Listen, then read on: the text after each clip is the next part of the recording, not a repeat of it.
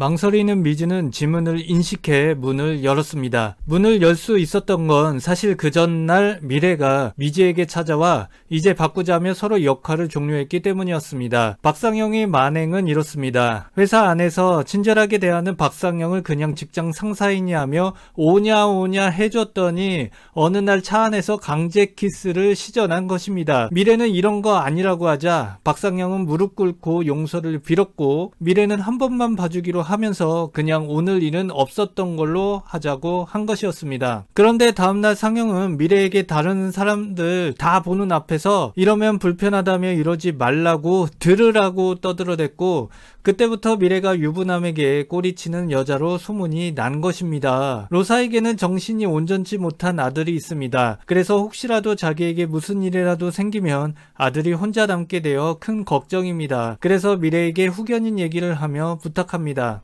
한편 태희는 수연이 자기 친누나라며 누나가 억울하게 회사에서 부당하게 대우받은 사실에 복수를 하고 싶다고 미래에게 말합니다. 이 말에 미래는 싸울 생각이 없다고 합니다. 미지는 호수에게 이제 두 손으로 간다고 합니다. 이 말에 호수는 대학도 끝났는데 이제 아무데나 있어도 상관없는 거 아니냐면서 갈 데 없으면 잠시 우리 집에 있으라고 합니다. 그래서 미지는 호수 집에 잠시 있기로 합니다. 근데 뽀뽀합니다. 근데 왜 뽀뽀했지?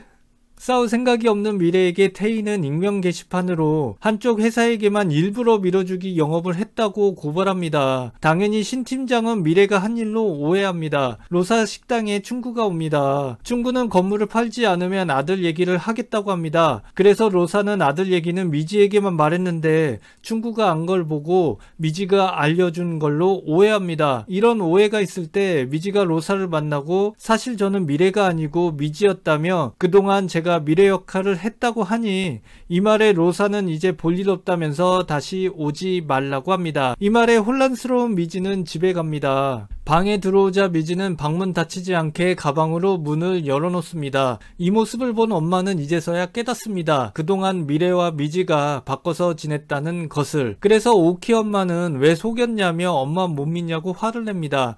이 말에 미지는 이럴까봐 얘기 안 한 거라며 괜히 집에 왔나 보다 라고 말합니다. 이 말에 뚜껑 열린 오키는 그럼 서울에 계속 있지 왜 왔냐고 하자 미지는 안 오면 엄마 혼자라며 그래서 온 거라고 합니다. 그러자 엄마는 누가 너더러 그런 걱정을 하라고 했냐고 합니다. 그러면서 그런 걱정하지 말고 너 생각하라며 너가 원하는 일을 하라고 합니다. 미래가 퇴근하고 집에 들어가려는데 상영이 찾아왔습니다. 그러면서 잠깐 7달 지사에 가라면서 일 풀리면 다시 부르겠다고 합니다. 그러자 미래는 네가 가라 7달 아니 내가 2번 속을 것 같냐니까 상영은 아니 이게 녹음을 해? 하며 이건 내가 이기는 게임이지 니가 한 게 이길 수 있을 것 같아? 라고 말합니다. 이때 등장하는 미지 대가리 박치기로 그냥 퍽! KO 미지 윈. 이후 미래는 경찰서에 가 상영을 성추행범으로 고소합니다. 상월과 로사는 어렸을 때부터 친구 사이였습니다.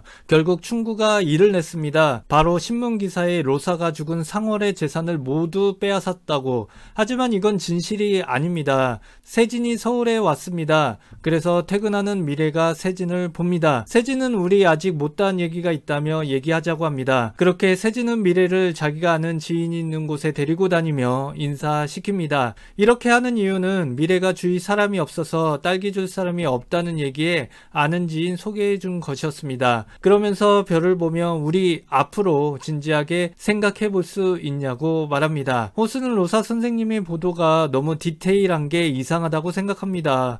이때 미지가 오고 선생님 댁에서 이걸 발견했다고 합니다. 그래서 열어보니 출석 요구서에 고영학 검사가 써 있습니다. 호수는 고영학 검사는 충구의 친한 친구라는 걸 알고 있습니다. 그래서 바로 충구에게 찾아가 따집니다.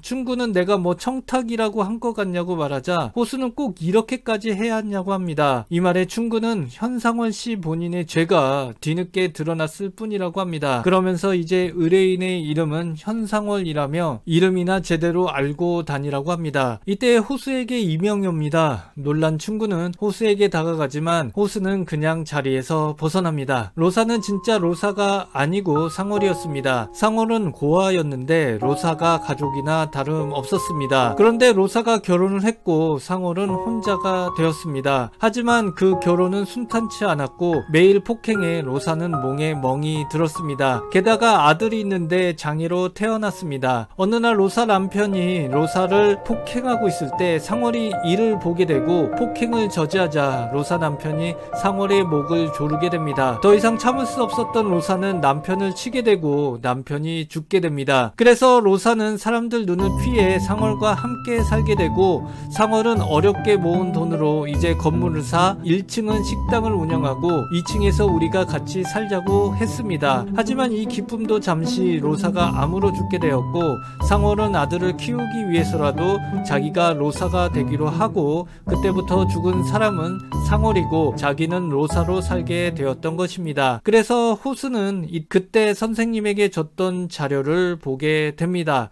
그리고 유언 공증서를 보게 됩니다. 증서를 보자 호수는 기쁜 마음에 선생님 집으로 찾아갑니다. 그리고 이걸로 해결할 수 있다고 말합니다. 결국 대중들도 사실을 알게 되고 선생님을 응원합니다. 그리고 결과가 나왔는데 기소유예가 나왔습니다. 그래서 미지는 이겼다며 기뻐합니다. 호수도 그렇게 기뻐할 때 전화가 옵니다. 근데 소리가 안 들립니다. 장난 전화가 아니고 호수 귀가 갑자기 안 들리는 거였습니다. 그래서 미지 말도 안 들립니다. 놀란 호수는 잠시 자리를 뜹니다. 그리고 10회는 끝이 납니다. 혜원이 진짜 웃긴 작건 나왔는데 봤나요? 이거 데스 윙 이거 진짜 너무 재밌어서 골로 가는 거 아니야? 우린 너희가 우리와 에이지가 비슷하게 만들어줄 고속 노화 식단을 선물해줄게. 선물해줄게. 골로 가는 거야. Death wink. 골로 가는 거야. Death wink. 윙. 그래 너희